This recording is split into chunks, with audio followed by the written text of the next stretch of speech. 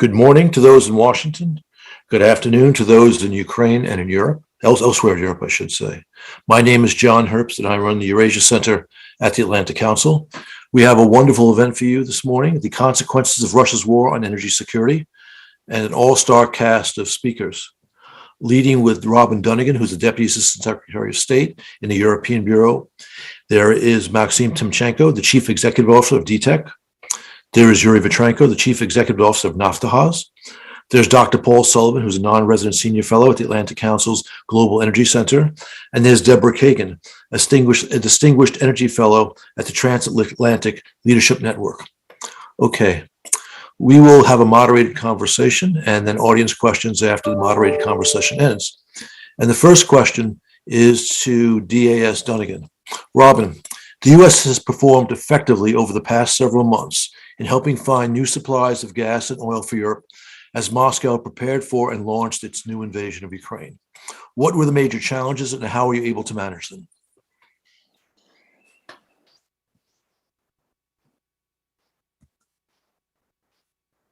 Hi, John. Thank you to you and to Atlantic Council for hosting this and the many other events you've hosted in support of Ukraine over the last months, really.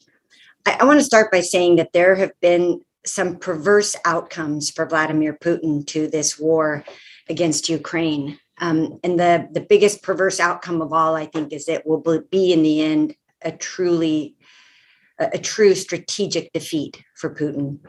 And we've seen the elements of that in this series of what I am calling perverse outcomes. One is that NATO is more unified than ever.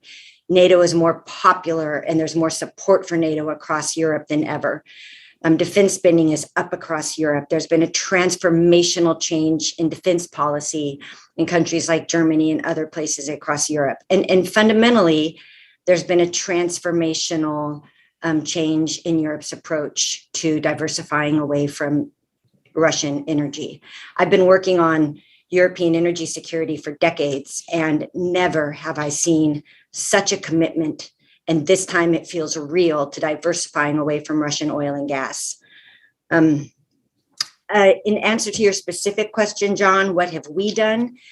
I would say in the energy sphere, it's very similar to what we've done in the sanction sphere and our support for Ukraine sphere, which is careful coordination with our allies and partners across the globe to achieve an objective in support of Ukraine and Europe right now.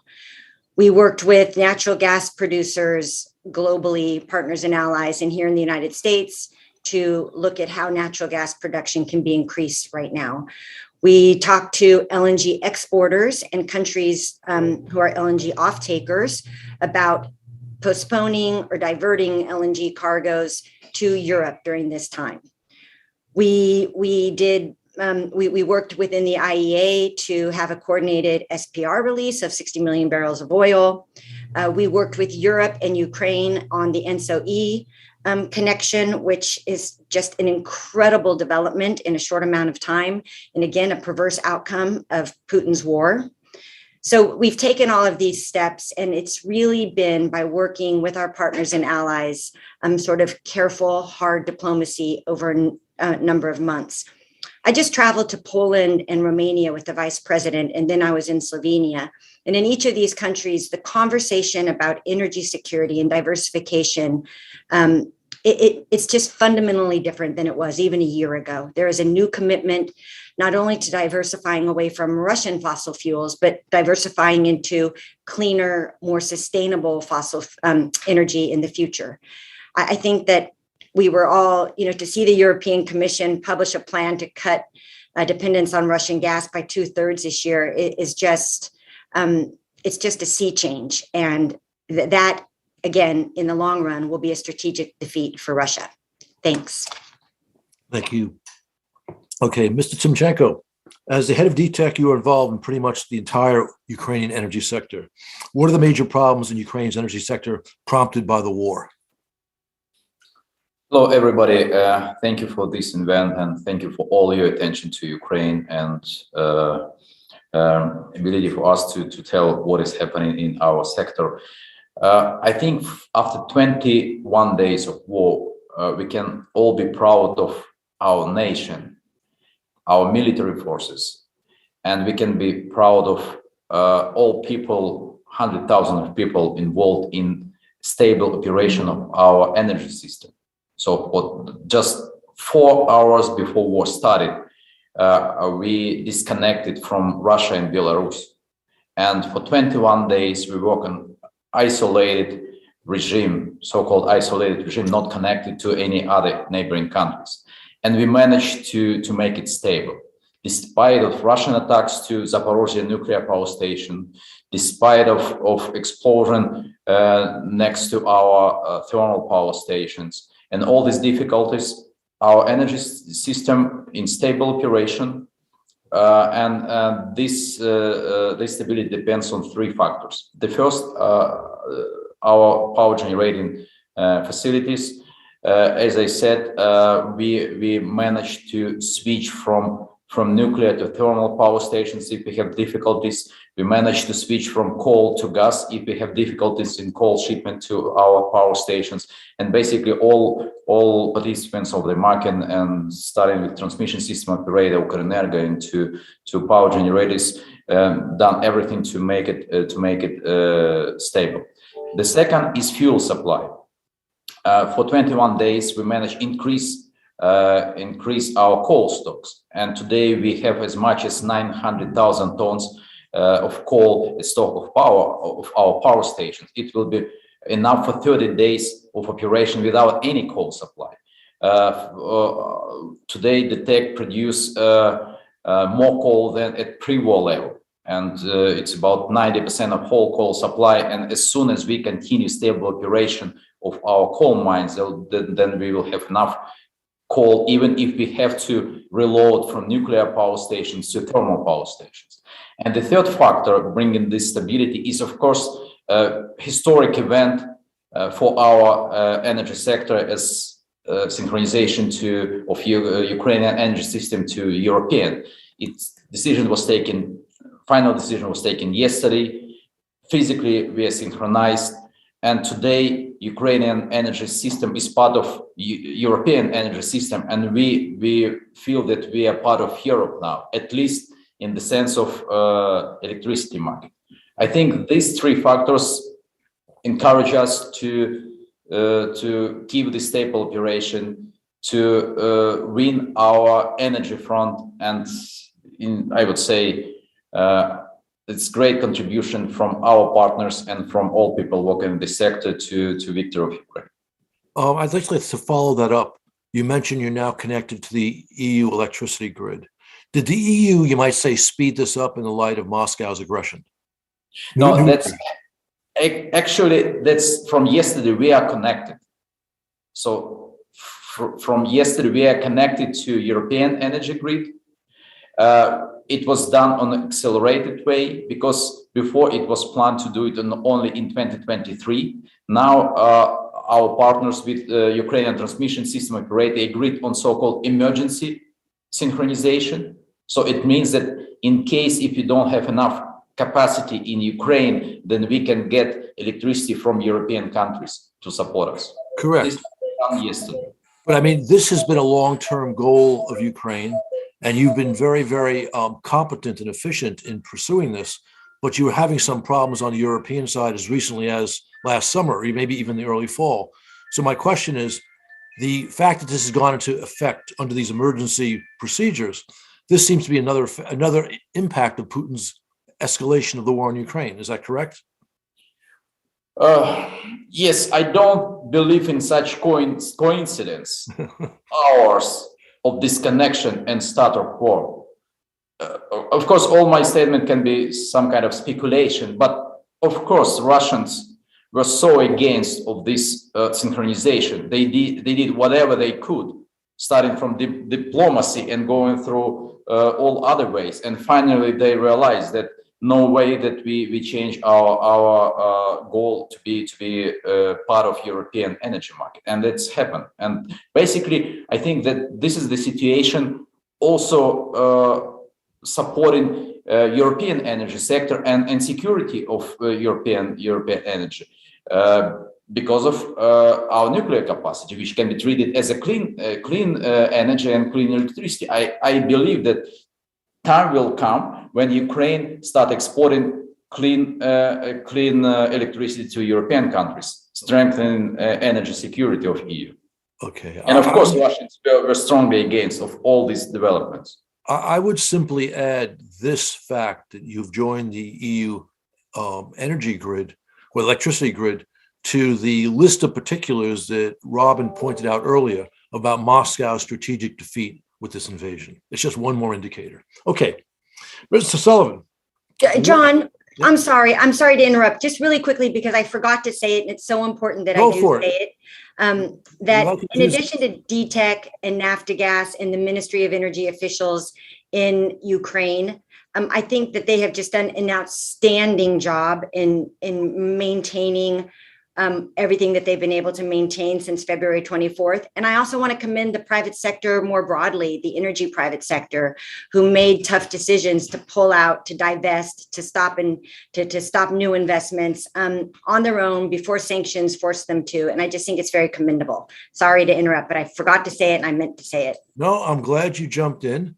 And I can tell you, I've been huge fans of Naftogaz since I met Kobolyev and Vitrenko in Kiev in June of 2014. Okay, with that, Mr. Sullivan, what are the I'm sorry, Maxime, you want to jump in? No. This is Paul. I'd like to support Mr. Timchenko's comments by saying this war on Ukraine is a war on the Ukrainian energy system as well. Maxime knows that all too well. They went after the nuclear plants. They took parts of the east where the coal and the natural gas can be found. They took parts of the Black Sea where the oil and gas can be found. They went after the electricity networks. They're attacking electricity generating systems. This is an energy war on Ukraine, and I have a paper coming out, a very short one coming out pretty soon on that. But back to the EU. EU and Russia, big players on the world oil and gas markets. EU's response seems to be cautious, but obviously a lot stronger than it's been for a long time. We've been warning them since the time of John F. Kennedy not to get involved with Russia in the pipelines. What they've done is allow more pipelines to be built, to allow some of their former politicians to be corrupt enablers of those pipelines.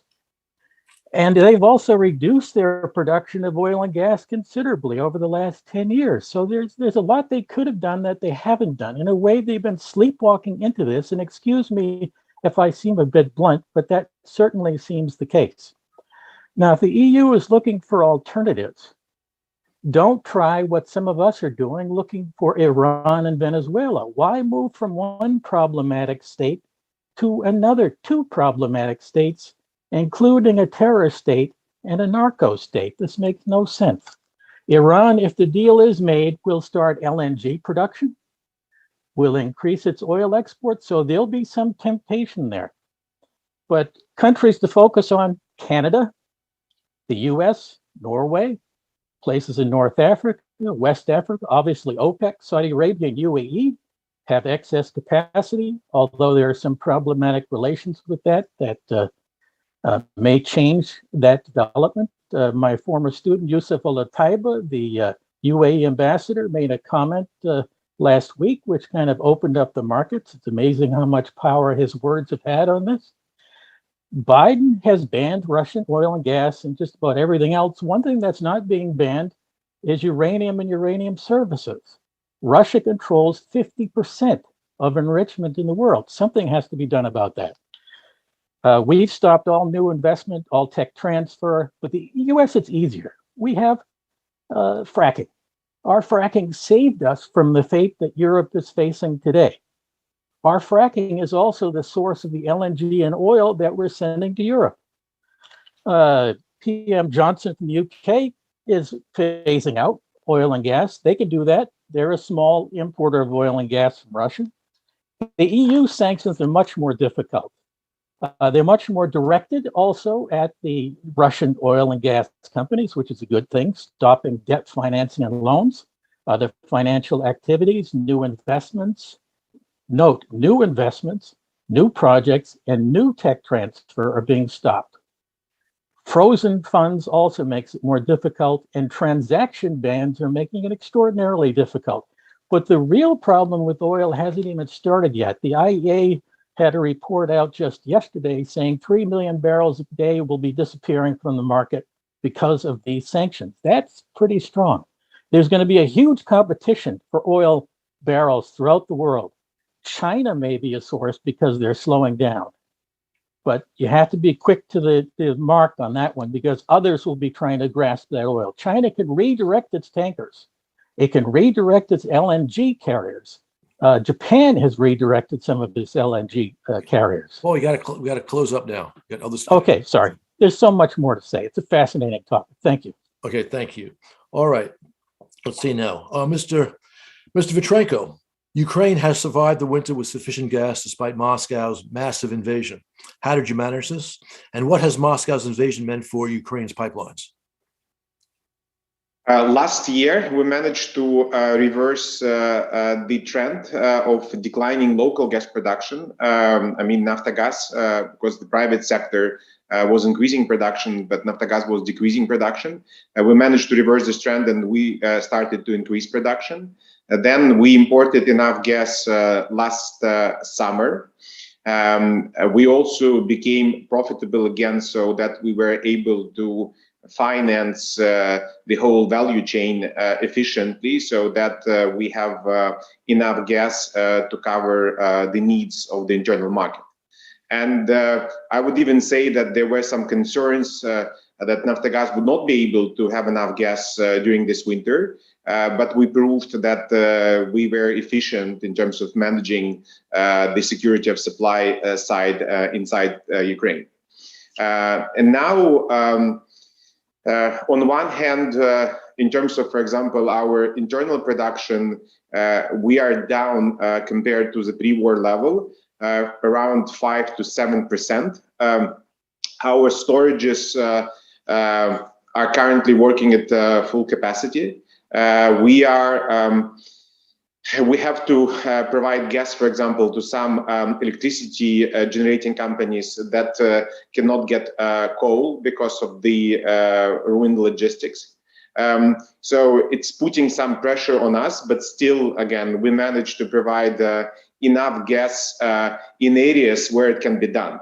Because the biggest problem at the moment is that when Russian blitzkrieg failed, they realized that they cannot capture Kiev in a couple of days as they expected. They now focus on creating some humanitarian crises or even catastrophes around Ukraine, like, for example, in the city of Mariupol or Akhtirka or Severodonetsk, where they're ruining the cities, basically, including the critical infrastructure like heating, like gas distribution networks. So in some places in Ukraine, we just cannot deliver gas anymore because pipelines are bombed. Heating plants are bombed. I would, by the way, just mention that personally, I'm so proud of Ukrainians and people who work in the energy sector. Some of their work is just heroic. So, for example, we have a heating plant in Kherson. 2 of the employees were killed in the first days of the occupation. But people still continued to work on this plant. They blocked the whole plant, and for 7 days were there basically besieged, but they ensured uninterrupted supply of heating in this city of Kherson. So, and for example, in many other places, people just literally go under bullets to make sure that infrastructure is working or to repair the infrastructure. The same applies to our colleagues in the electricity sector.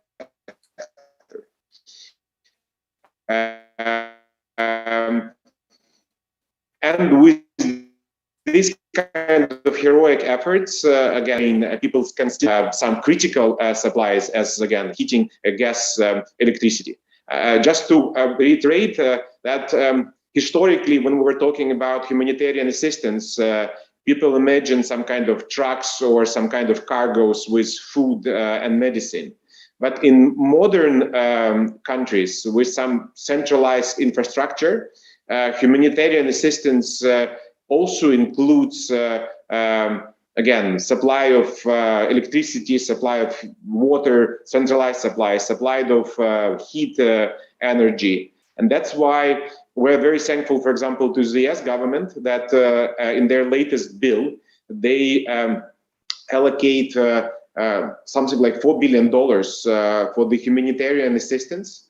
And obviously, it should include this humanitarian assistance in the utility sector, so that millions and tens of millions of Ukrainians who are still in Ukraine, millions left, but the tens of millions are still in Ukraine, they can get critical supplies, again, like electricity, gas, heating.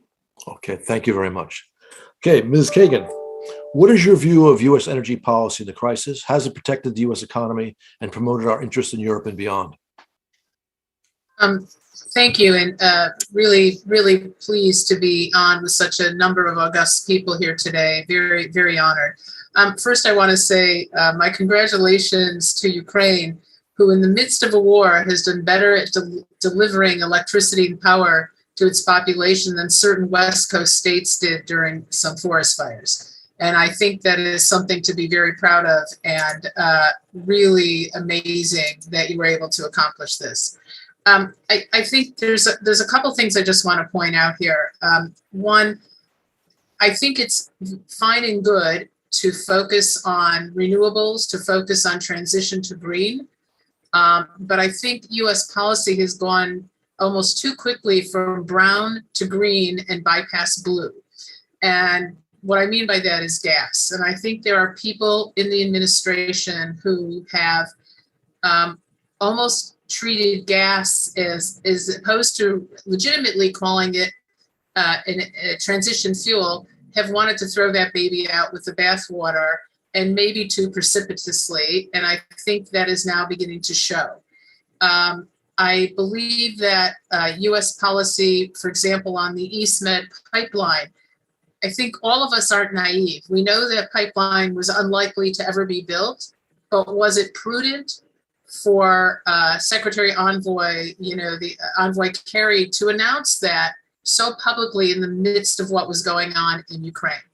Similarly, what kind of message does it send when 40 members of Congress all of a sudden called for an entire shutdown of all fossil, no tapping of wells, no new drilling, no new anything they're bringing to market?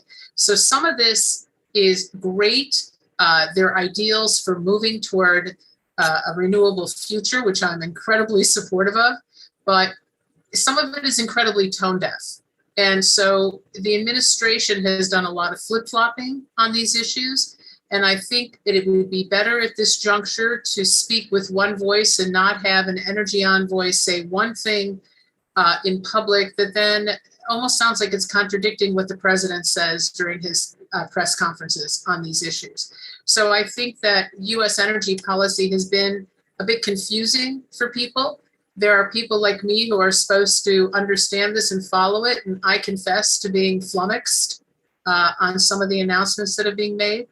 And I think it would be best that even if your plans include certain things for 4 years out, 5 years out, is it really necessary to have that discussion in the middle of crisis when you're asking other countries to ramp up their delivery of LNG? And as Das Dunnigan said, we're asking US producers to ramp up those LNG sales to Europe during this crisis. So I would argue that the administration has to speak with one voice and stop confusing everyone globally as well as its own domestic audience.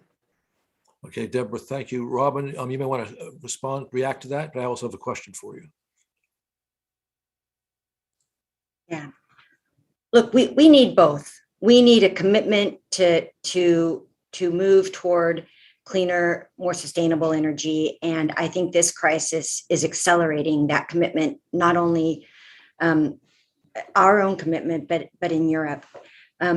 But some of those longer term solutions like SMR, small modular reactors, aren't solutions that are going to be in place in a year or 2 years. And we're also very cognizant that Europe's dependence on Russian natural gas is much higher than ours, and they don't have the ability to, stop all Russian gas imports today. So we need both. We need a commitment to continue to this transition on clean energy, and we need to use natural gas as a transition fuel.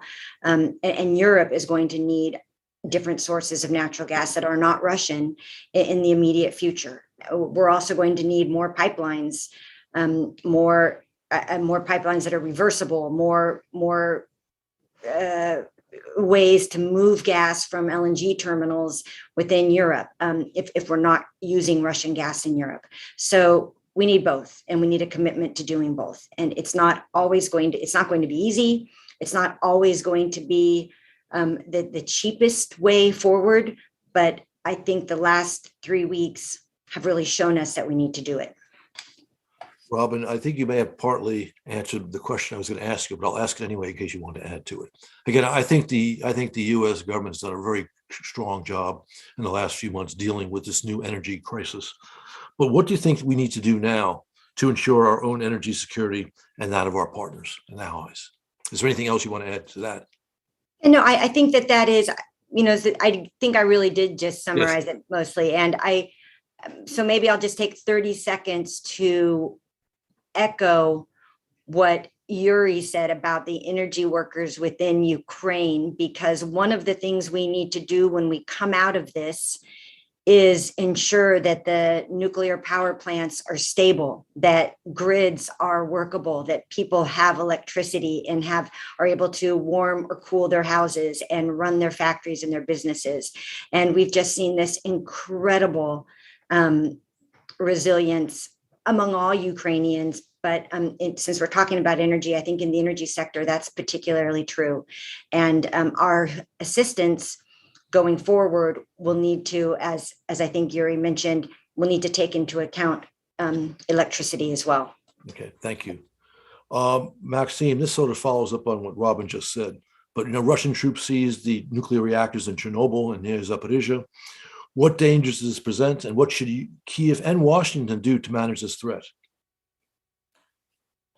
I think that the whole world woke up on 4th of March, realizing the next level of madness of Russians when they attacked Zaporizhia nuclear power station, one of the largest power stations in Europe. So it was just miracle they didn't damage 6 nuclear power units at this station, because it was just several meters this administrative building they attacked. So now they cross another red line, and nobody can expect what will be the next. So what was important for us is to react on this immediately, so that load was switched from nuclear power station to thermal power station, and we kept stability of the system. But it was another argument for Ukrainians and for our government and for us to request no-fly zone above nuclear power stations.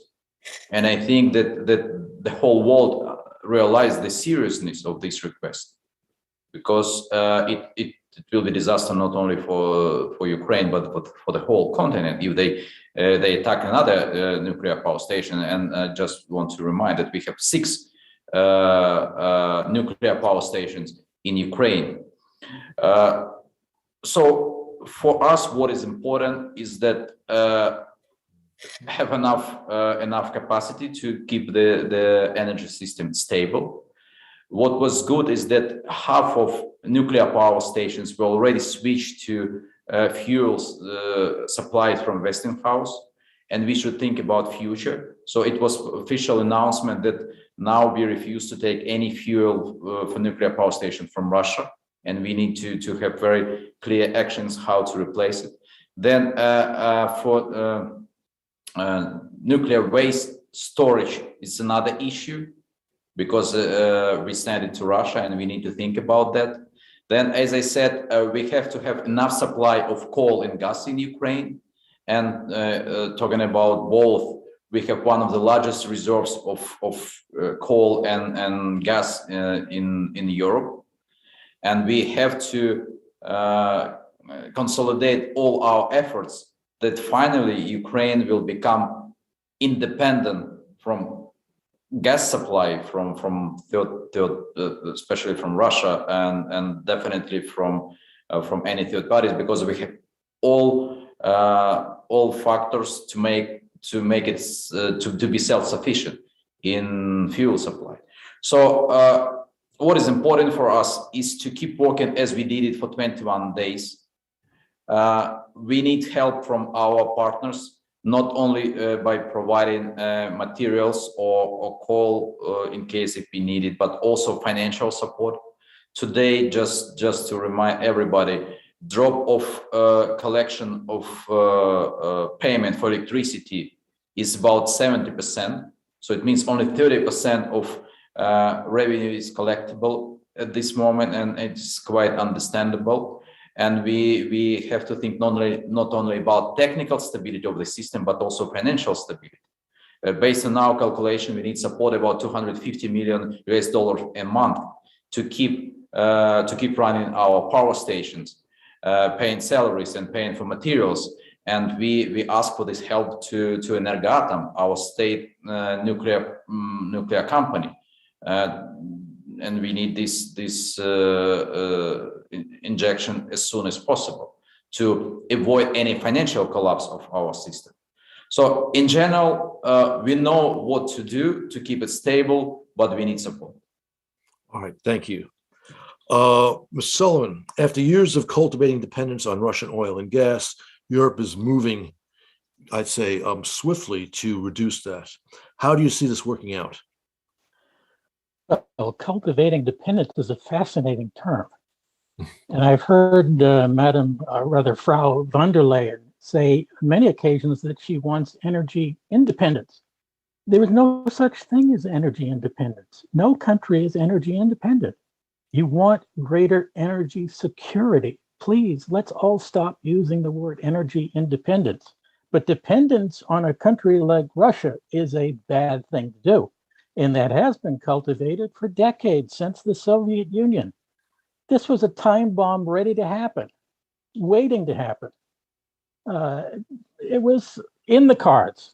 And another to go forward with what Mr. Chimchenko said, we're going to have to completely reconfigure reprocessing and enrichment for uranium in the world, away from Russia to other places, because inside of the spent fuel of those Ukrainian nuclear plants is plutonium and other fissile materials. So let's see what we can do about that. Cultivating greater energy security will involve moving toward importing more LNG into the EU. Everyone knows that by now. Only about 10 to 15% of the gas being imported into the EU now is from LNG. Most of it's by pipes, and that ties the EU greatly to Russia, but pipes also come in from Norway and Azerbaijan and other places, and that's not necessarily bad. For oil, most of the oil imported into the EU is by ships, which means this can be relatively easy replaced with certain logistical challenges, of course, and extra costs. The pipelines like Druzhba make things a lot more difficult because Druzhba is connected to refineries. And those refineries will have to have pipes redirected, refitted, and reformed in order to be able to get this stuff from ports. The entire oil system of pipelines has to be changed, but the shipping doesn't necessarily have to be changed. And I think that's about it for my answer to that. There's a lot more I can say on that. We have to look at the do lists for the immediate, the short run, the medium run, and the long run. We can't expect everything to happen immediately. Things take time, folks. Okay, thank you. Excellent. All right, Yuri.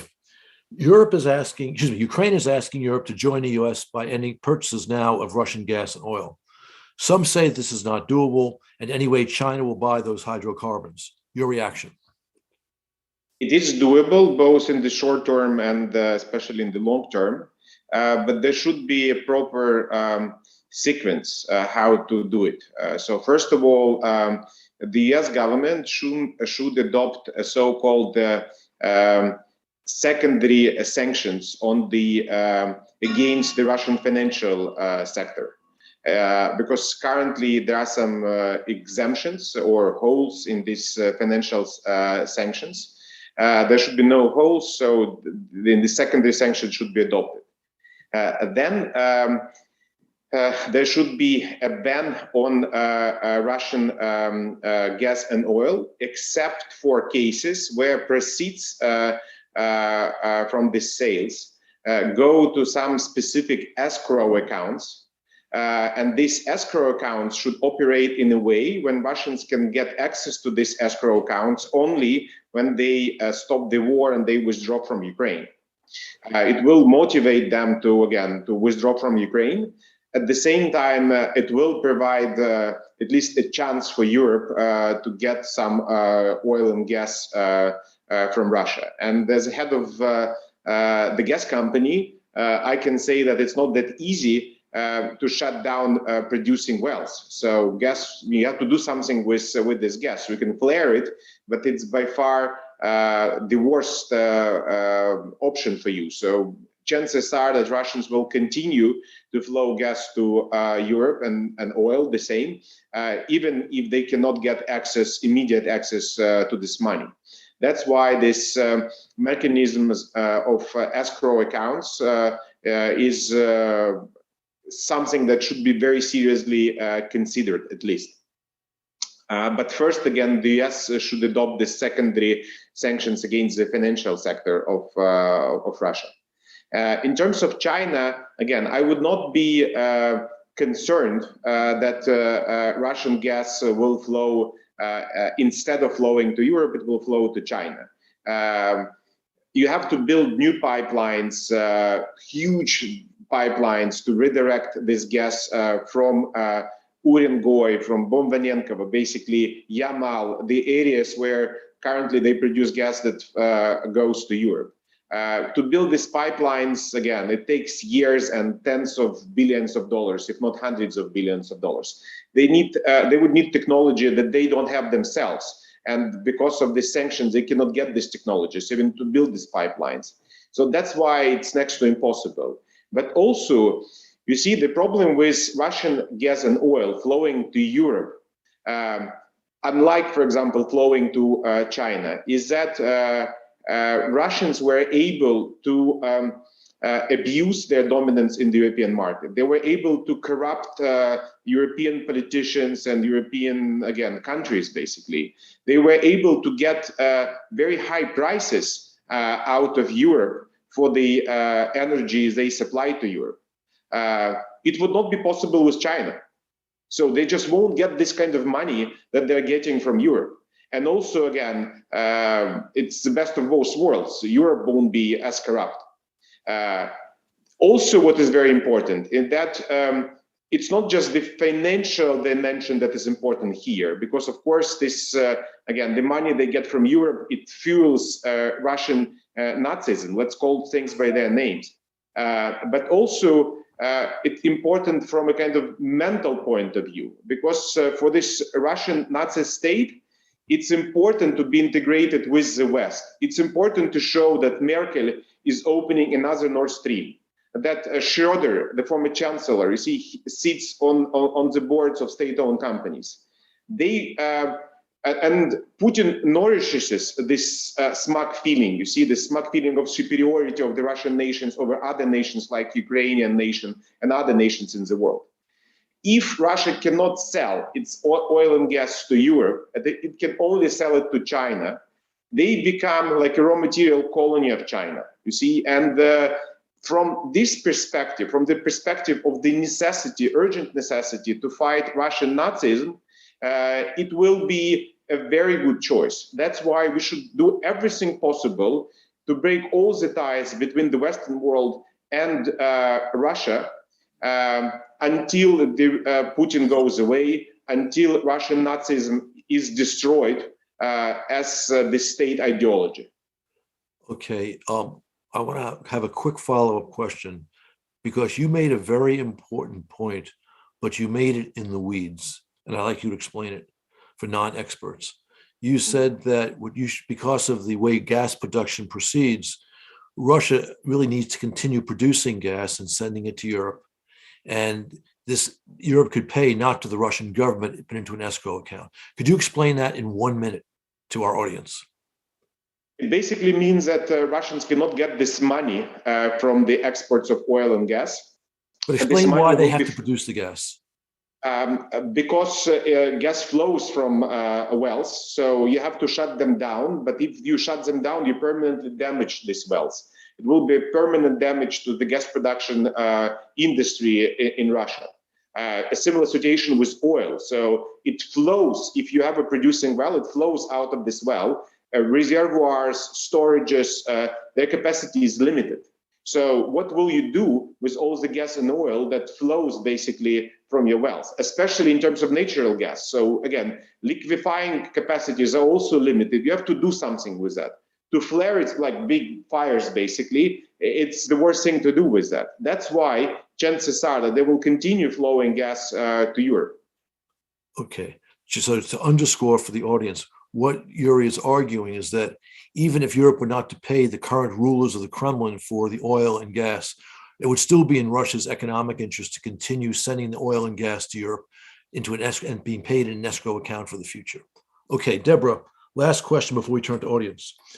We have seen substantial US-European cooperation in imposing sanctions on Russia and trying to find alternate sources of gas in recent months. Is this the new normal? And what is the ultimate impact of this war on international oil and gas markets? So I'm going to be a little bit cynical here for a second. I think that I would like it to be the new normal. I'm not confident that it is the new normal. I think the fact that Germany went ahead and shut down 3 of its reactors, knowing that they were in desperate straits, meant, as Das Dunnigan knows, that they were going to burn more coal. But they did not make a move to keep those reactors up and running longer despite the crisis. I'm going to raise 2 other issues here that I think sort of fly in the face of cutting Russia off at the knees on the huge amount of GDP that they do get from their fossil sales. The first is I'm going to raise Turkey. And I'm not sanguine at this point that Turkey has many alternatives to the substantial amount of gas that it's still buying from Russia. And the second point I'm going to raise is, aren't we contradicting ourselves, both the Europeans and the US, by making Russia essentially the guarantor of the impending Iran agreement? So as Paul Sullivan has said, as others have said, that if this already 60% HEU goes back to Russia and whatever Russia does with it, either convert it to LEU for commercial reactors or any host of other things, aren't we then assuming that Russia can be trusted to do this? And what are they going to do with this vis-a-vis Iran if this is a way for them to make some money? So I think there's 2 issues here that fly in the face of this all for one and one for all about what Yuri just said and Maxime just said about having to still depend on Russia for some of these things. And I'm not going to touch the market piece on this because I think it gets into too much on the avariciousness of companies in the first instance. I mean, there's plenty of blame to go around here, and I don't want to go down that path. But I will say that I think discussions with Turkey, I think there's a need to hug Erdogan a lot closer than this administration has done. I think Turkey can be a critical element here for Ukraine's future as well. And I think we have to look seriously at who we're trusting to implement the elements of the Iran agreement, both who the EU and the US and the UK are trusting to do this, because Russia still has a key role from this. And I think this is part of Russia's, last minute throwing a flag on the play here to say that, will these sanctions hurt my ability to deal with Iran on this? So I just throw that out there as 2 things that sort of fly in the face of cutting Russia off at the knees. Okay, thank you. All right, now we head to audience questions, and please, panelists, keep your answers to 2 minutes at the most. So, Robin, the first one's for you from Mark Rusalowski. If I mispronounce your name, Mark, I apologize. The question is the U.S. in discussions with Venezuela to purchase oil from them?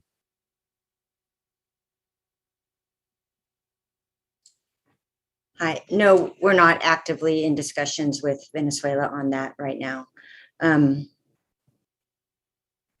But I would say that there was discussions several times. Several of the panelists mentioned that, you know, will we do this? Will we do that? Will we put these secondary sanctions on? Will, you know, I have to say that there were many discussions a month ago where nobody thought that we would do any of the things that we've done. And many of the steps that the United States and the EU and European countries have taken and G7 countries have taken, folks thought wouldn't happen. So I want to continue to say that we are looking, when we're thinking about sanctions, when we're thinking about export controls, nothing's off the table. And we continue to roll out new sanctions every week, and nothing's off the table. Okay, thank you. Okay, the next question is a little bit out of this area, but I will put it back into this area. It's from George Ashaka from Kampala. Well, I'm glad to see that we're being seen on Africa as well. The question is, I'll give this to you, Deborah. Don't you think that NATO countries, by failing to declare a no-fly zone in Ukraine for Russia, may be mistaken by Russia for fear and weakness of NATO countries and encouragement for Russia to continue with the war and even attack NATO countries? So to make this precisely relevant to this conversation, Deborah, if you could also pull in the point that Maxime made about a NATO no-fly zone over nuclear facilities in Ukraine, the reactors we see in Chernobyl and Zaporizhzhia. Oh, goodness. This is a whole conversation all by itself. But 2 minutes or less. So very quickly, I will say this. I do think that when the leaders of the free world get together and say, spend 2/3 of their time talking about what they won't do, that sends the wrong message to the enemy. And Russia is an enemy. It's not a strategic competitor. It's an enemy. And I do think that the message is that you can go at will, plunder, kill, murder, and we're not going to do anything as long as you don't cross that line into Poland or Slovakia or Romania. And I think that is not a good statement to make. I'll go back to my first comments on messaging. It is confusing. And if you're the enemy, you take that to mean that you have free will and free reign to do what you want.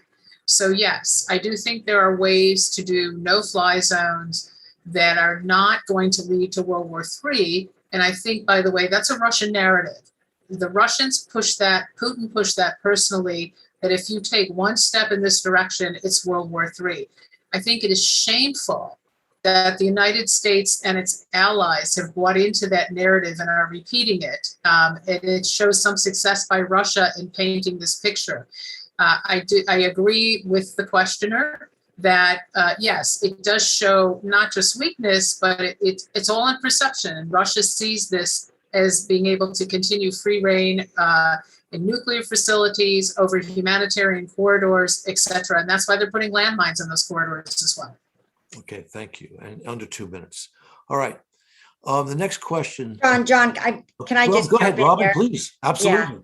Yeah, that I need to at least give a quick response to that under 2 minutes. It is absolutely false that is a message that we're sending to Russia. We, in the last week alone, announced $1 billion in security assistance to Ukraine. That's in the last week.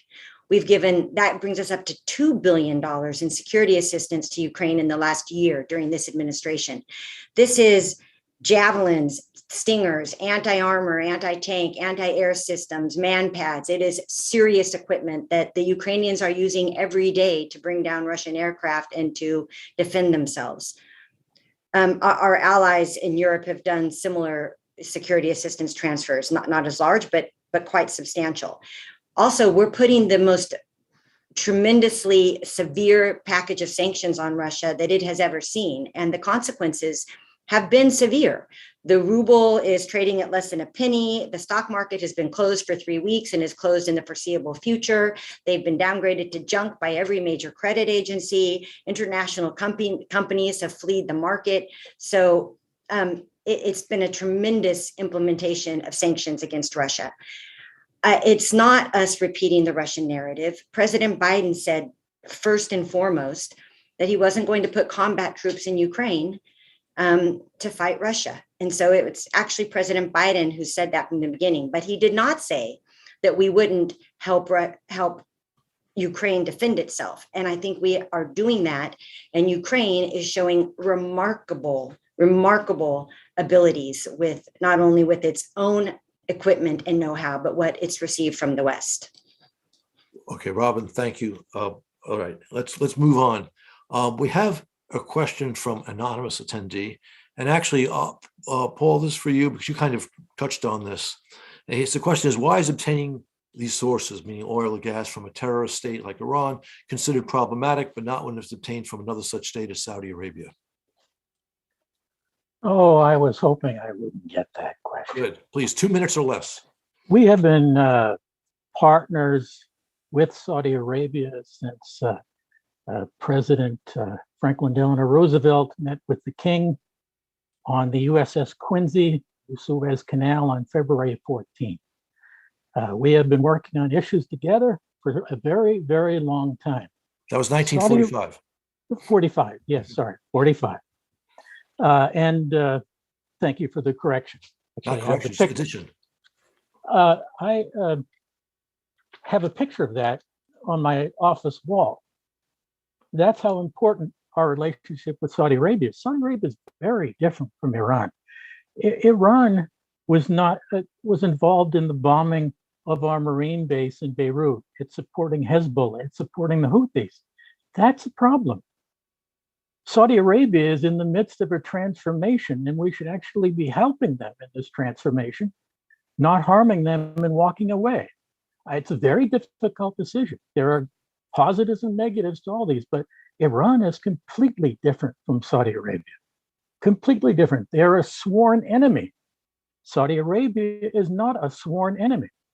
We want Saudi Arabia on our side. We would like Iran on our side like it was so many years ago. But the regime right now, like Deborah mentioned, is up to 60%. That's 95% to bomb grade. They're not kidding me, and they're probably not kidding Deborah either. They're on the way.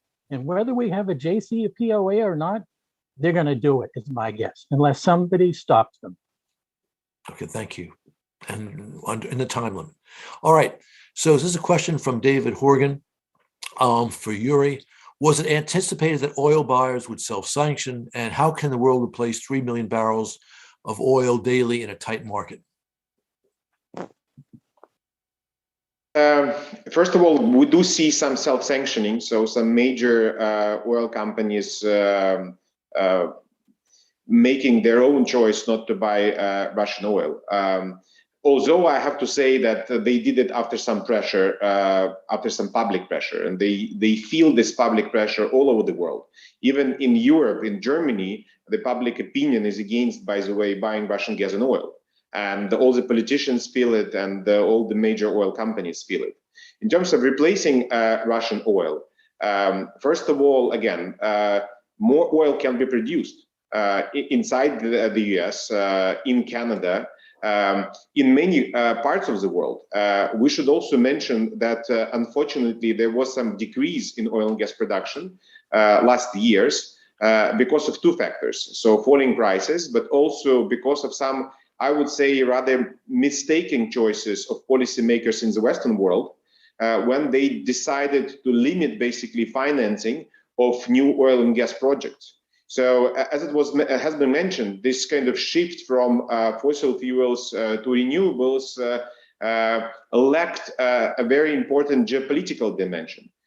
People just ignored that the shift meant much more dependence on Russia. So what I'm saying that even in the short term, production can be increased and should be increased in countries without rogue regimes like Putin's regime. Also, again, energy efficiency. When prices are up, people will just travel less. So markets are self-regulating. So don't be afraid of that. And don't say that, look, that's the current market and there's nothing can be done. And that's why we will have to depend on Russia for oil and gas export. That's a very wrong approach. And at the end of this kind of the message that I would like to deliver to everybody. Look, we learned it our hard way that the cost of destroying cities, the cost of human lives is much higher than the cost of oil and gas. So if prices go up a little bit, but you don't buy Russian gas and oil, it's much better than then Russians come and kill your people, kill your people around you. Okay, thank you. We have another anonymous question, and I think this is for you, Maxime. How might managers of power stations and electrical grids in both Ukraine and the US develop innovative mitigation measures to harden their facilities against cyber attacks?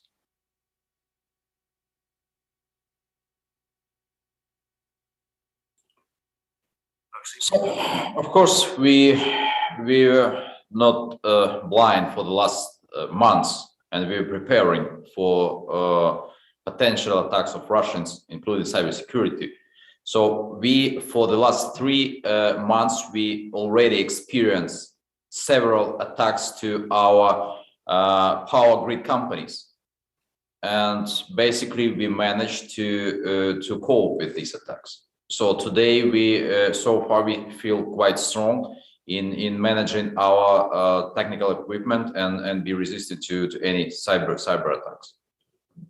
Okay, thank you. We have another question, which I think also would fit for you, Maxime, here, except I'm now having trouble finding it on my screen. It just sort of disappeared. John, I'm really sorry. I have to leave. So if you don't mind, again, thank you for organizing that. And thank you for all the support from the US government and from people all around the world who are supporting Ukraine. Thank you very much. Thank you very much, Yuri, for attending. Okay, so well, I've been unable to find that question. So there's another one here. What about investments in new LNG? Actually, this has been for Yuri, but he's gone. I'll ask it anyway, and I'll give you a first shot at it, Maxime. What about investments in new LNG terminals? Would they attract enough investments given that LNG would be used as a transition fuel? Yeah, of course, it's the question to us and to all Europeans how we replace Russian gas. It was already announced, and I think that LNG is one of the major sources of gas supply and replacement Russian gas. So I think that we all should accept, and I support Yuri, that any Russian energy products or in general products are toxic. And it's about morality of these companies who are buying this product and these products, and then send Russians revenue, which they convert into bullets, killing Ukrainians. So definitely it should be very large scale plan of replacement any of Russian energy products sent to Europe or to any other countries. And of course, Ukraine will be part of this, again, following from synchronization, where we send in our renewable and nuclear power to Europe can be part of this plan, or our participation in increasing gas production and exporting gas from Ukraine can be part of this plan. So I think it's all feasible. Okay, thank you. It's now 11 o'clock, so I think our time is up. I'd like to thank our panelists for joining us today for a very good conversation. And I'd like to thank our audience. And let me tell our audience that on Monday, we'll be doing another event, what the current situation is across a variety of issues on Moscow's new invasion of Ukraine. So thank you all.